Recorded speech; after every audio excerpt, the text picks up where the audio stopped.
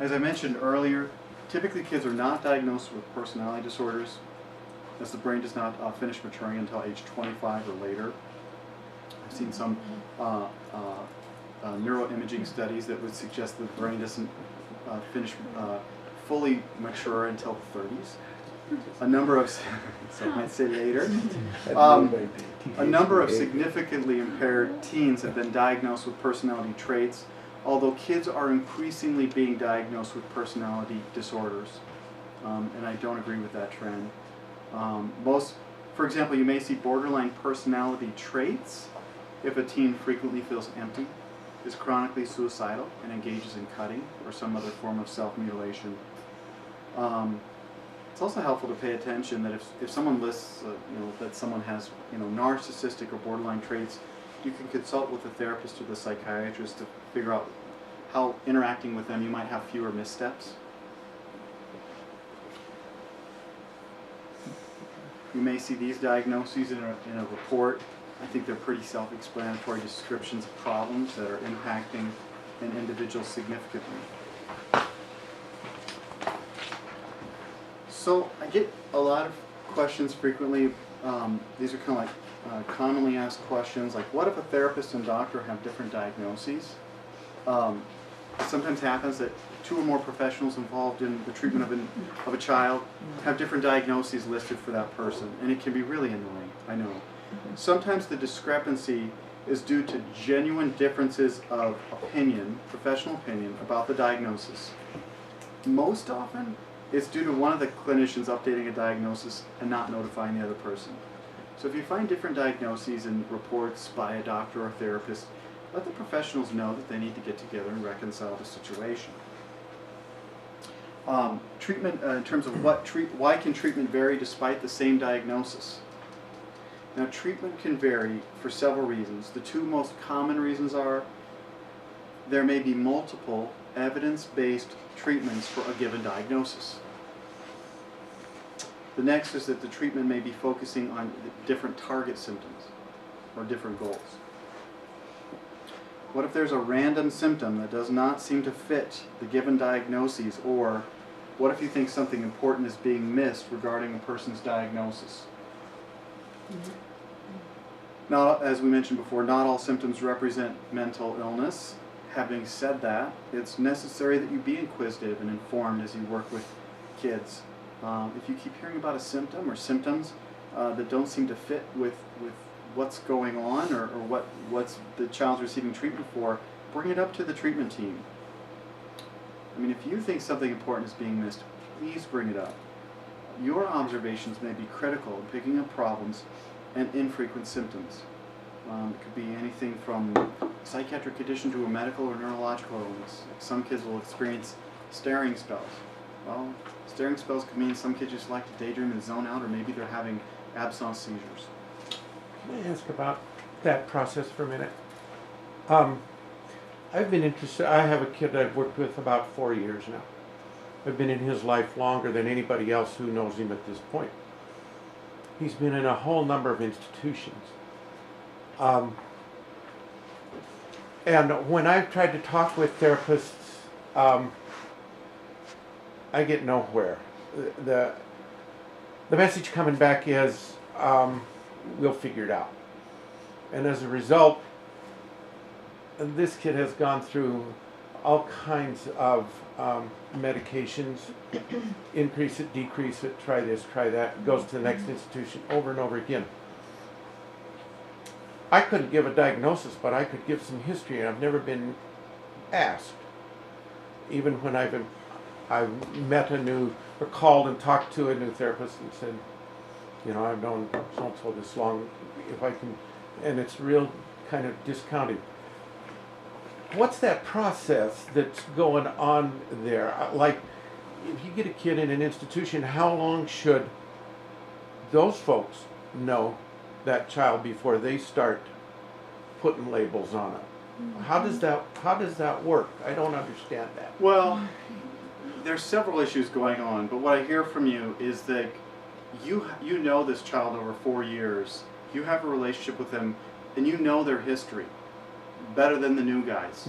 And in addition to that, when you try and bring up a concern, they're discounting what you have to say, which I think is another big concern. You know, when I work with an individual, you know, I see someone the first time, and I generate a report as best I can in my first visit, which is a snapshot. It's not the person, okay? So I make my best conclusions off of the history, okay, all the other records, and the mental status exam, my assessment of interacting with the child, okay? And then with my knowledge, training, experience, I come to some conclusions related to a diagnosis. And we think about, if I can't come up with a diagnosis, we keep meeting. But in general, I don't do a lot of one-time assessments. A lot of the care that I do is ongoing.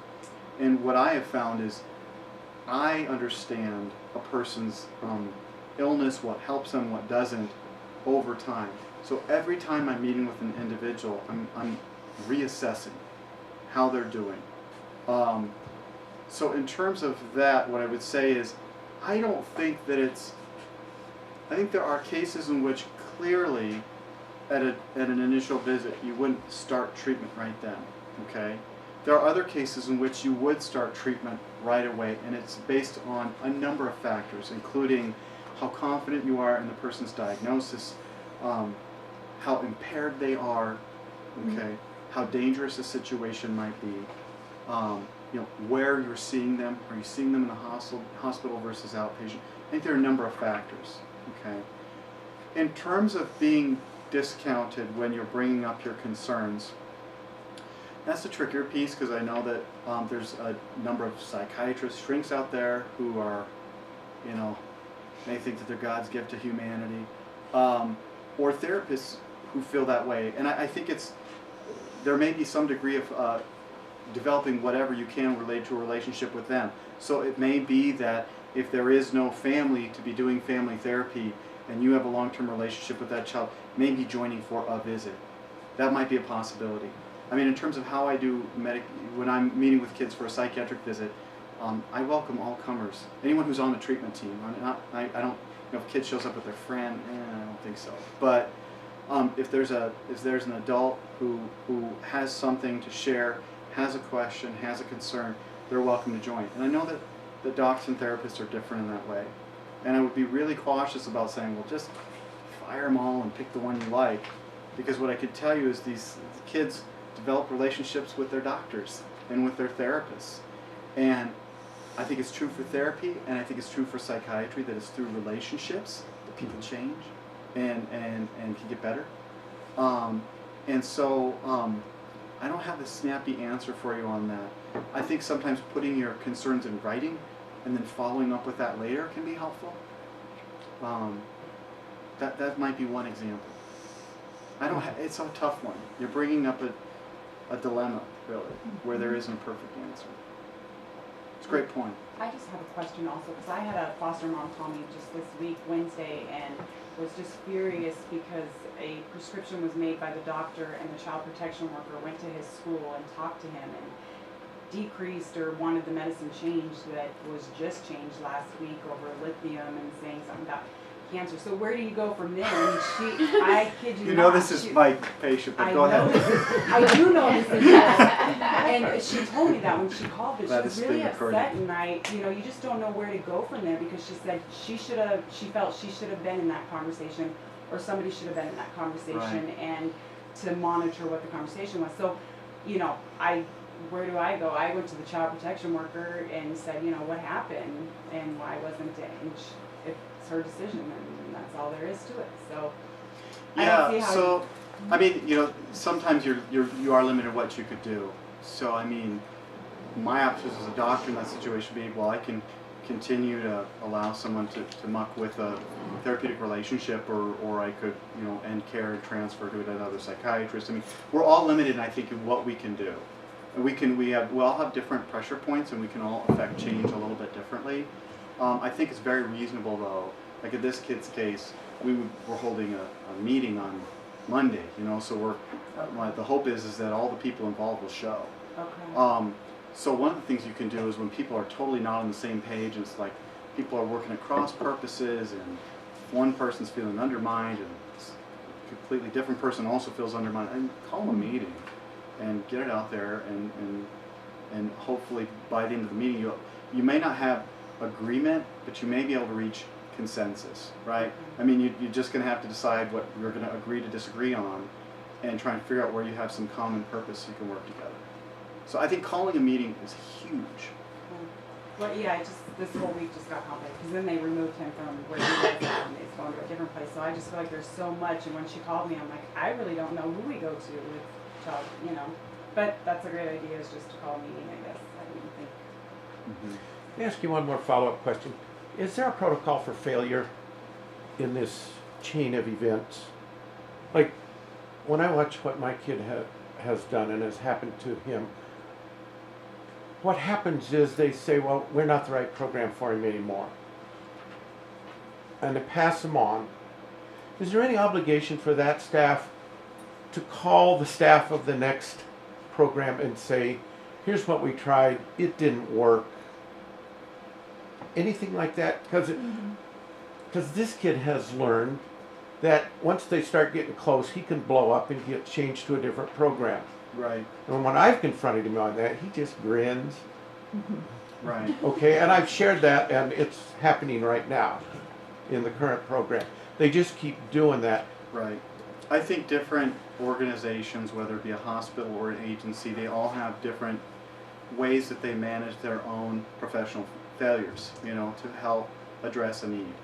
Like my organization, if we see that we're failing to help a kid improve and stay in a community, they're at risk of an out-of-state placement, we hold a staff meeting internally where we have everybody from upper executives to therapists to frontline workers to case managers just internally, and we say, we are failing this child.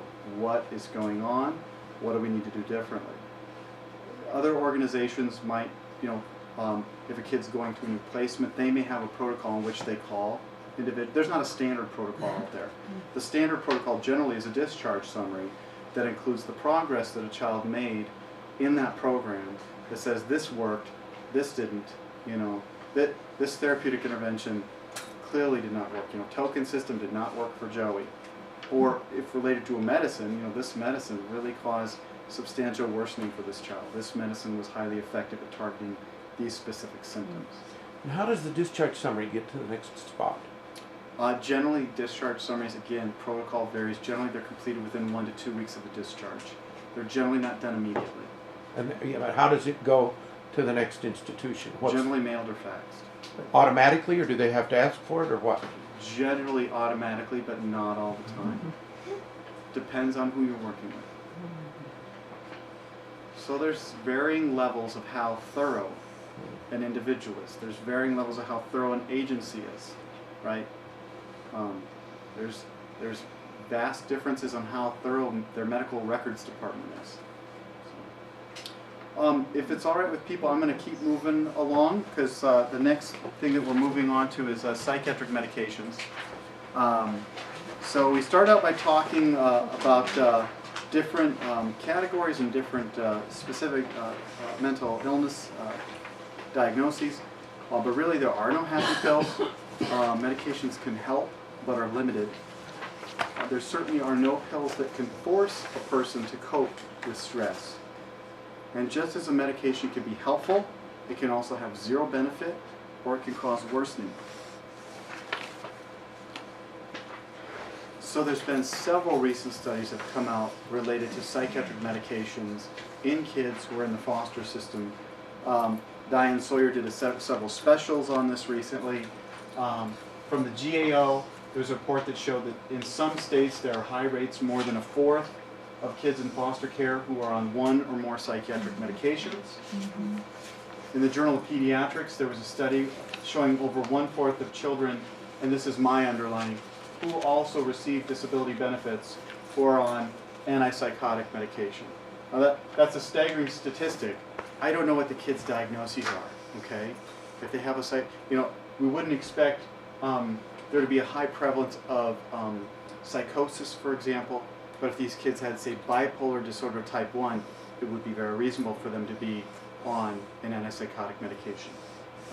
So I haven't gone in depth on these studies to say how relevant necessarily are these statistics, but I think they're pretty concerning, and I think that there needs to be a second or third look at kids who are on psychiatric medications or in the foster care system.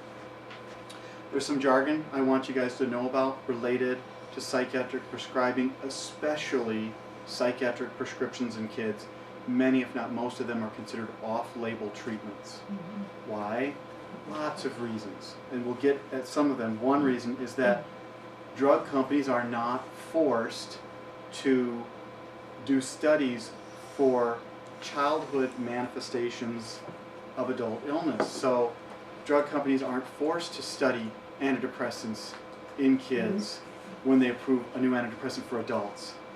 And it's like once a medicine gets FDA approved, it's out of the gate. You know, there's only so much time until it becomes a generic, and once a medicine's a generic, you know, these drug companies aren't going to go out of their way to get a new indication for children. They're not going to go out of their way to do a new study. So there's a term like off-label prescription and on-label prescription. So off-label prescriptions can be okay as long as there's a substantial amount of convincing research that shows that the prescriptions for the condition are effective and safe. So, as I mentioned, it can be tens to hundreds of millions of dollars to get an indication for one medicine. That's why we're not seeing a lot of research after the fact. There's also a term out there called evidence-based treatment. And evidence-based treatment generally refers to that a professional's medical and clinical decisions are based on the strongest research, not based on habits, traditions, or medical training which occurred 10, 20, or 30 years ago. So wrap your minds around this for just a second, okay? If a doctor stays on top of medical research in his or her field, there will be times in which the doctor must prescribe medications in an off-label manner. But also keep in mind, off-label prescriptions by a doctor who does not know what they're doing is likely dangerous and ineffective. But off-label prescriptions by a doctor who does know the extent and quality of current research can be very safe and effective. Does that make sense? Mm-hmm. Okay. Probably seen a lot of these medications before, the ADHD medicines. Medicines, Focalin and above, are considered stimulants. They don't stimulate, they're focusing agents. Okay? Dexedrine, Adderall, Ritalin, Vyvanse, Focalin. There are other ADHD medicines, and you'll see some of these medicines in other categories as well.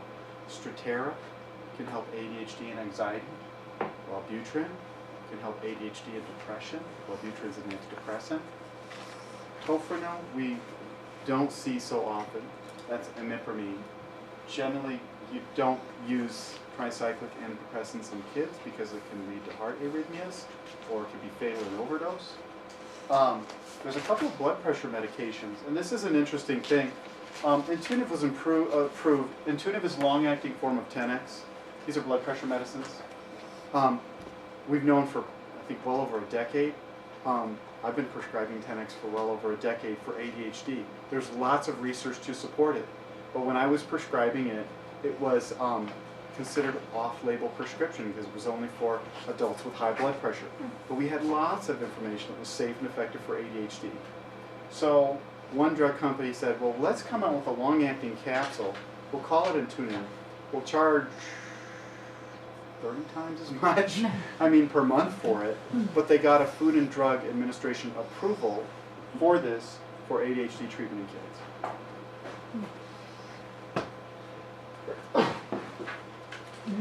We talked for just a minute about tricyclic antidepressants. Occasionally it's used for bedwetting in kids. Occasionally it's used for insomnia in kids. Tricyclics used to be used a lot more for ADHD in kids, but there I think are safer and better alternatives. Still, you may see a child or a teenager, for example, like on anafranil or clomipramine if they have treatment-resistant obsessive compulsive disorder. You will still occasionally see tricyclics.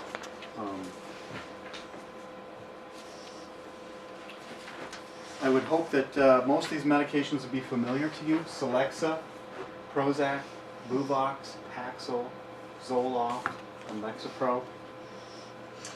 These medications primarily are prescribed for depression and anxiety. There are several possible side effects to these medications. In particular, there are cases when an antidepressant can cause mania. It may help depression initially, but after the 2 to 6 weeks may destabilize a person's mood. Also, SSRIs, particularly in kids, can cause behavioral disinhibition. So disinhibition is like putting a lampshade on your head after you've had a little alcoholic party. Kids with behavioral disinhibition don't generally go for the lampshade, but you might see a change in their personality. It's a clear bad side effect, but one in which they might be swearing, becoming more impulsive, disrobing. In kids, there is an increased risk of suicidal ideation with antidepressant medications. We don't see this slight increased risk in adults. When this information was found out in a large study, the FDA put a black box warning on antidepressants in kids. Unfortunately, prescriptions for depression with antidepressants went way down in America by pediatricians and family practice doctors who do most of the treatment for depression in America, not child psychiatrists for kids. And what happened is once the black box warning went into effect, treatment with antidepressants for kids with depression went down and the actual suicide rate went up. So this is one of those unfortunate things where an action by the FDA, in my opinion, caused harm. Here's what I'll tell you. The risk of untreated depression in a child or adolescent is much greater. They have a much greater risk of suicide attempt or suicide completion without treatment than being given an antidepressant for clear major depressive disorder. Does that make sense? So there is a slight risk of using the medicine. There's a much greater risk of not getting treatment for depression. Oh, and keep in mind, I'm not like Mr. Pill Pusher. Okay, so there's plenty of research out there. I did mention this related to anxiety disorders.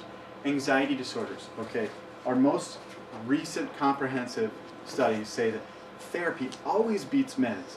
Meds alone may help up to here. Therapy helps more than meds. Therapy alone more helpful than meds alone. Interestingly, therapy plus meds kind of beats out therapy alone for anxiety disorders, okay? With depressive disorders, at least initially in treatment, therapy alone helps to a point. Meds alone helps a little bit more than therapy, but over time, those tend to normalize a little bit. We know that therapy plus meds beats meds alone, okay? It's hard to find a kid that I work with that isn't also in therapy if they're on medications. I don't understand why we wouldn't have a kid working with a therapist if their symptoms are so impairing that they need to be on a medication. The other thing I'll say is that one of the things you guys can really help with is if you are involved to some degree with a kid's treatment, they do get started on a medicine, don't just let it be, or don't let it slide if it's like, well, we're using this medicine to target this diagnosis, okay? What does that mean? So if kids are better, does that mean their diagnosis is better? Or if they're doing worse, their diagnosis is worse? I think it's a fair question if you're working with a doctor who's starting a kid on medicine, say, what symptoms are we targeting? So, you know, I like to help keep track of how Joey's doing. What are you, you know, if a kid is depressed, you try to target their mood. Maybe they have low energy. Something you have to keep track of would be, you know, if they have suicidal ideation or not. So I think it's important. And also, my other kind of rule of thumb in working with kids and medications is I don't settle. If a kid has only gotten mild benefit from a medicine, it's really not good enough. I tend to get rid of it. If a kid is going to be on a medicine, I would expect that they have at least moderate to substantial benefit in their target symptoms to keep the medicine. Otherwise, the risk of side effects, I think, outweighs any small benefit. So the SSRIs, selective serotonin reuptake inhibitors, there's the SNRIs, and they hit serotonin and norepinephrine. These medicines are less well studied in kids, Effexor, Cymbalta, and Pristiq. There are other antidepressants. I think Wellbutrin's a very interesting medication. It increases the neurotransmitter dopamine. I think that's why it can help kids with ADHD and depression. The medication is also prescribed under the name Zyban, which is prescribed for smoking cessation. Wellbutrin can cause seizures, and is contraindicated in people with seizure disorders. But keep in mind, almost every psychiatric medicine can make a person slightly more prone to seizures. Wellbutrin just is quite a bit more. Lots of things can also, besides medicines, can make a person more prone to seizures, like alcohol withdrawal, sleep deprivation, or high doses of caffeine. Remeron is used to treat depression and anxiety, but also can be used as a sleeping medication. It can cause weight gain and increased cholesterol. So for several of these medications that I'm mentioning today do require laboratory monitoring. Trazodone can be a very effective sedating antidepressant. It's oftentimes prescribed for sleep and post-traumatic stress disorder nightmares. I'm sure can be a very effective antidepressant, but to have a benefit for an antidepressant, you have to take such high doses you'll probably be sleeping the entire day. There are monoamine oxidase inhibitors, MAO antidepressants. I have not worked with a kid who's ever been on an MAO. They're old generation antidepressants that can be very effective, but you have to monitor a diet very carefully, or it can lead to a stroke.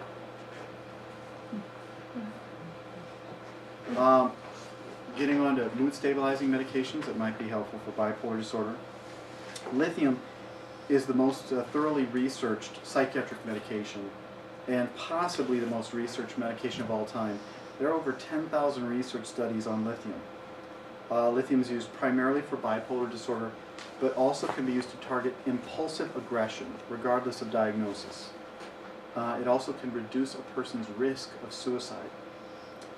Lithium can be safe and effective, but it can be very hard to tolerate. It can cause weight gain, dry mouth, frequent urination, concentration problems. It can damage the kidneys to the point of needing a kidney transplant. And it can cause the thyroid gland to shut down. It's a tough medicine, but for some people, some kids, it's a lifesaver. Additionally, keep in mind if a person's on lithium, they're sweating a lot. If you're out doing an activity, replace their fluids with Gatorade, not water, so you can replace lost electrolytes.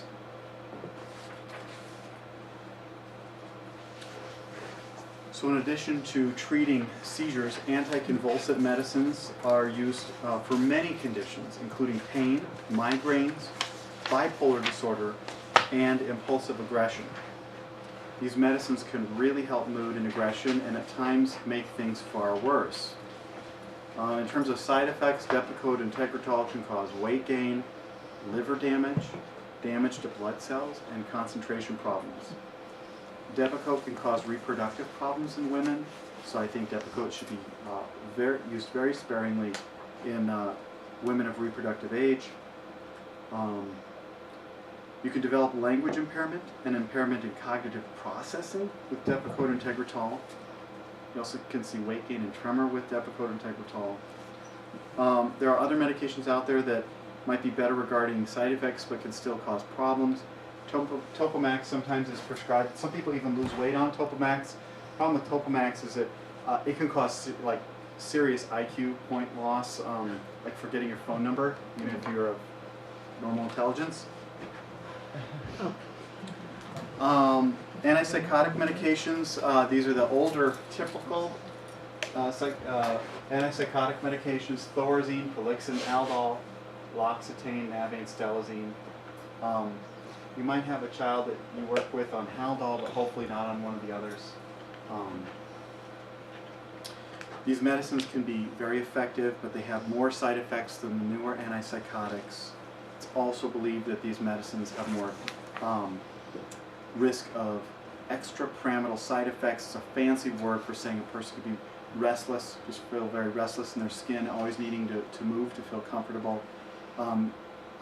They can have bad prolonged muscle spasms, Parkinson-like symptoms, like decreased arm swing, muscle stiffness, as well as tremor. You're also at a risk of tardive dyskinesia with antipsychotic medications. Tardive dyskinesia is potentially permanent movement disorder, even if you stopped an antipsychotic medication. And so I've got a list there for you about the different types of behaviors that might suggest that a person has a movement disorder or tardive dyskinesia due to an antipsychotic medication. Generally, the movements are kind of writhing or snake-like movement.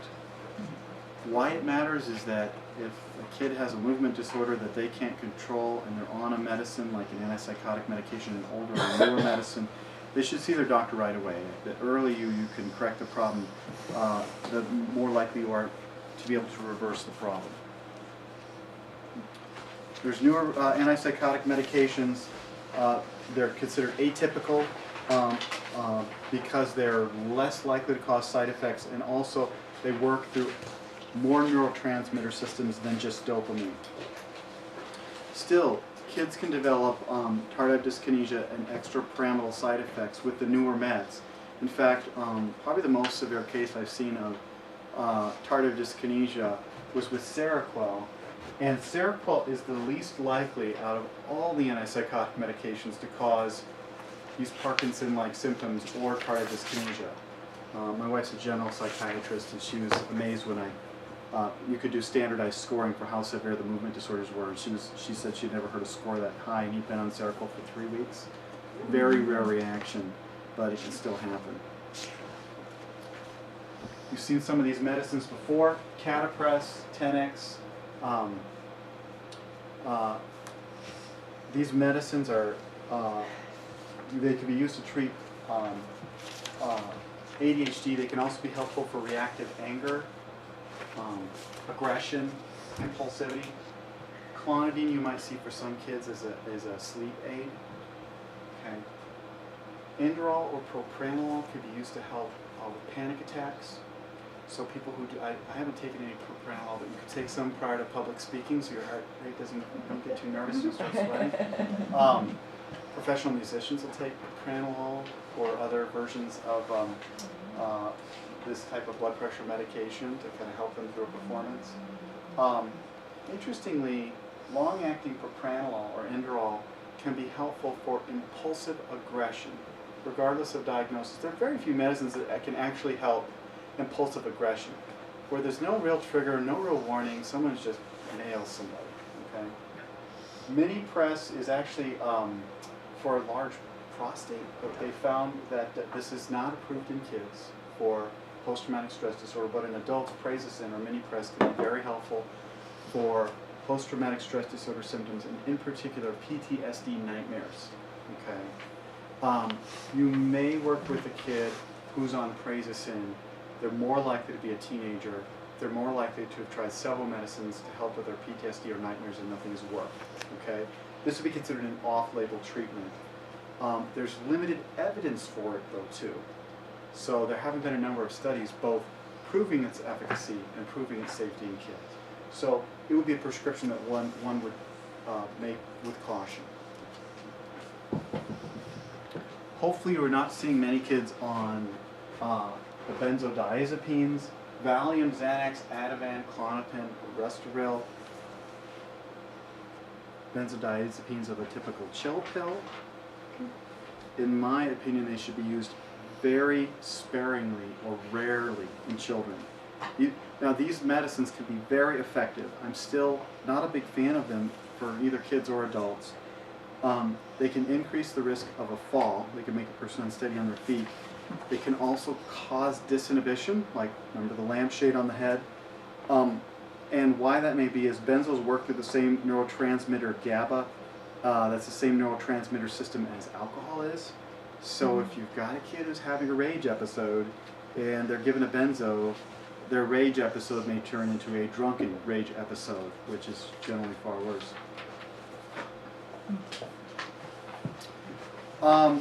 Hypnotics or sleep inducers, these are medicines that work through a variety of neurotransmitter systems. Keep in mind, Benadryl can cause paradoxical excitation, meaning the opposite of what you want. It doesn't calm the person down, it doesn't make them go to sleep. Instead, they're wired and they're awake all night. children and the elderly are more risk of getting agitated with Benadryl. Ambien, I would never want to see kids on these medications, mainly because they haven't been studied well in kids, and they can cause temporary memory impairment. Like if you take Ambien to sleep, say at 10 p.m. and someone calls you at midnight and say, hey, remember we're getting, let's get together for lunch tomorrow, and you wake up and you will not remember the phone call. Melatonin is relatively safe and effective. I haven't seen kids really do poorly with this.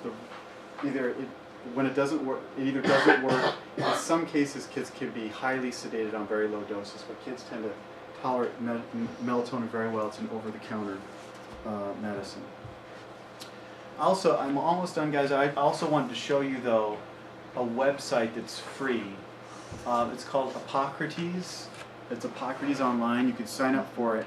And why I like this is, if we go over to drugs. So let's say we want to look up lithium. And so what I like about this is that if we want to look up lithium, okay, you can get an entire monograph of information related to the medication. I mean, it's just pages and pages of information. Or you can select down what you want. So you can look at what are typical doses, what are contraindications, what might be some side effects. You can even find out how much the medicines cost. You can even find out what the medicines look like. If kids say, I'm on the white pill, or I'm on the red pill, sometimes that can be helpful. One other thing I like about this is that if a kid or adult ends up on about 2 or 3 medicines or more, the potential for a drug side effect is close to 100%. And so what you could do is you can, if you wanted, if you had a concern, for whatever reason, you're like, man, Joey's on 4 or 5 meds, is everybody paying attention to this? Mm-hmm. You can add in medicines to see if there's going to be a side effect. So this would be like, Depakote and Lamictal would be one, where if a kid's on Lamictal and they add Depakote on top of it, those are both anti-seizure medicines, it will double the blood level of Lamictal. We can try a couple others, like ones that you might see in kids would be like Wellbutrin and Abilify. So why would you care about this? Well, adding Wellbutrin to Abilify can really increase the dose, so you might want to consider adjusting the dose down 50%. And you would hope that the docs would be paying attention to all this. Typically psychiatrists are. It's not necessarily standard for, if docs aren't using this regularly, like if it's a primary care physician or primary care advanced practice registered nurse, they may or may not be paying attention to drug side effects if it's not something that they commonly prescribe. Can I ask a question? Yeah. Brand name versus generics. Are there studies about effectiveness? Patients and doctors will tell you that they run across multiple instances. Patients will say they could see a difference between generics and brand names sometimes. Doctors and nurses can give you examples of times in which a person clearly worsened going from a brand name to a generic, and so they decide to go back to the brand name. The generic drug companies, the legislators, the pharmacists, and researchers will tell you there's virtually no difference between generics and brand names. I don't have a dog in that fight, so to speak. I've had worsening recently related to one particular medicine that's gone generic, but I've been using the medicine to treat bipolar disorder, and it's spring, and people with bipolar disorder can struggle more in the spring. So, typically brand name medicines are supposed to have a tighter tolerance, to be closer to the actual milligram strength than generics, which are allowed a wider range. But the pharmacists and the researchers will tell you, yeah, a wider range is allowed for the generic medications. However, whoever's producing these medications are coming close to the same tolerances as the brand names. Okay, so I think it's a worthwhile thing to consider if someone went from a brand name to a generic and they had a serious worsening. I think you have to check that. But it could be that they got the wrong med. It still happens. You know, you got the right bottle with the right label on the bottle, and you got the wrong med inside. Okay, and if that ever is like, hey, the pills are different. You know, virtually every pill that gets dispensed by a pharmacy has a number on it. Call the pharmacist, read the number, find out what medicine you have. We also know that generics are made by a ton of companies, so one set of generic pills that you get on 1 month can look different from the next month. It's still worthwhile to double check. Great question. In terms of working with psychiatry, just wanted to, this was, I guess, an issue that was brought up earlier. I just wanted to take a moment to talk about working with psychiatrists. I realize psychiatrists may vary a great deal in terms of how friendly they are, etc. But if you have a concern, I think probably the most direct and effective way to address the concern would be to show up for an appointment, join the appointment, express your concern at the beginning of the appointment so that the time can be budgeted appropriately. And I would encourage you to share war stories with each other, or kind of what different people have found works, related to the concern that was brought up earlier. So, the questions might be, why is Johnny on these meds? Or Susie has a diagnosis of bipolar disorder, what mood problems has she had? Okay? Has she ever experienced mania? Or why is Joey on 2 antipsychotic medications? How did we get to the point of him being on 2? All right? So, if I could leave you with one parting piece of advice, it would be this. If you end up getting involved in assessing the quality of care of a child you serve, make sure it meets their individual needs and isn't some kind of cookie-cutter treatment.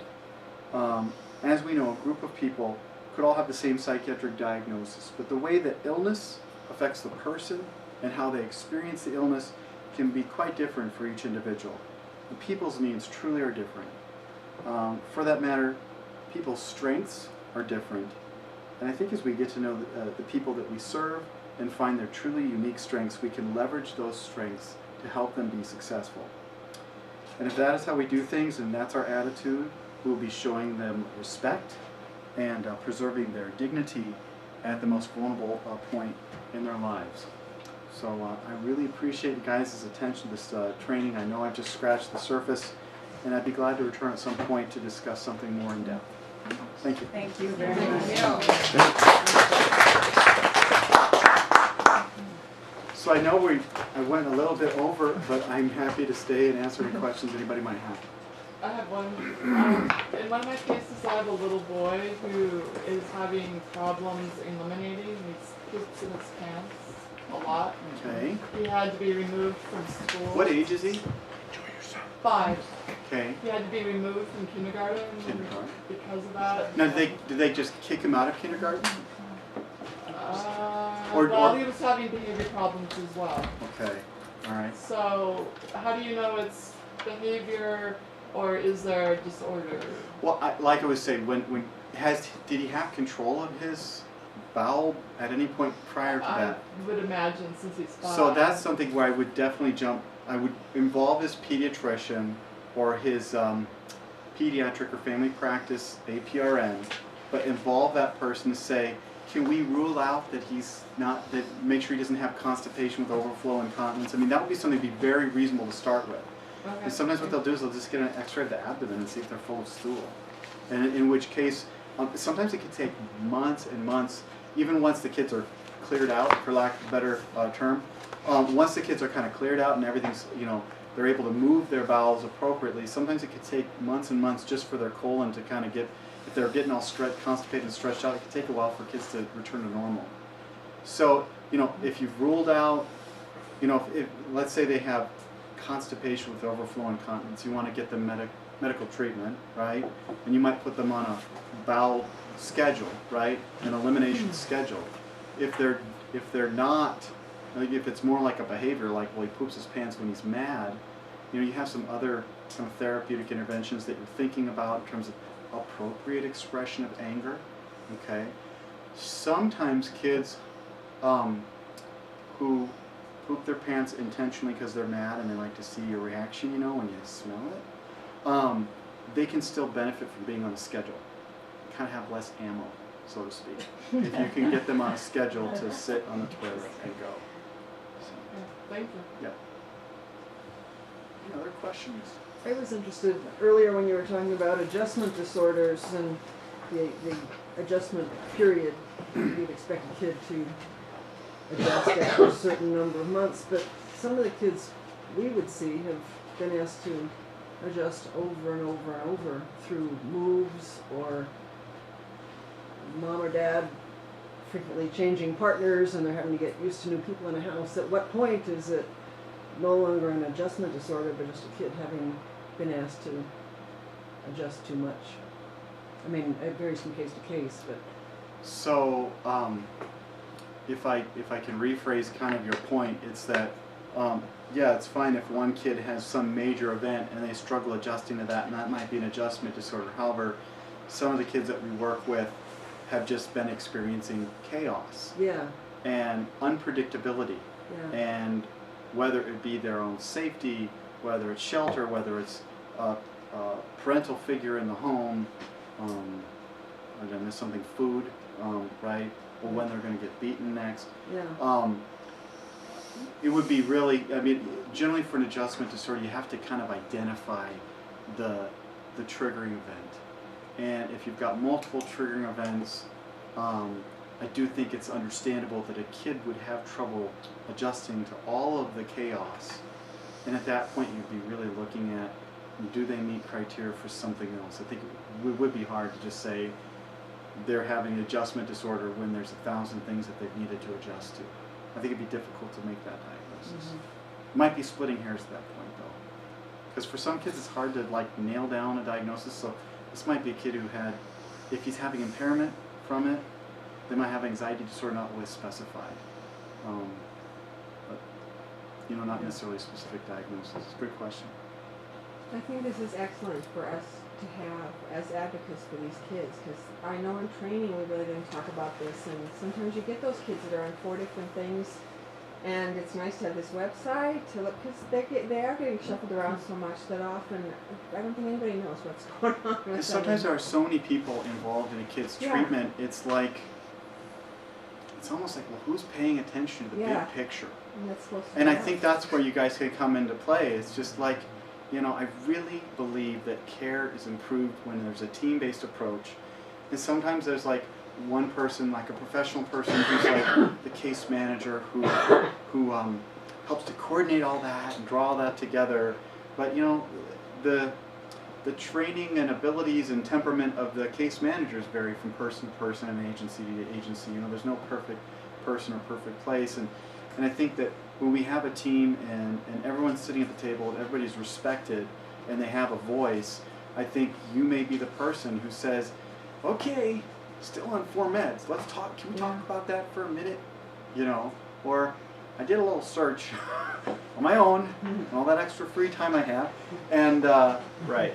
And but I have this concern because this, you know, this website actually does show that there are drug-drug interactions. Are we taking that into account? Do we have an awareness of it, and are we taking that into account?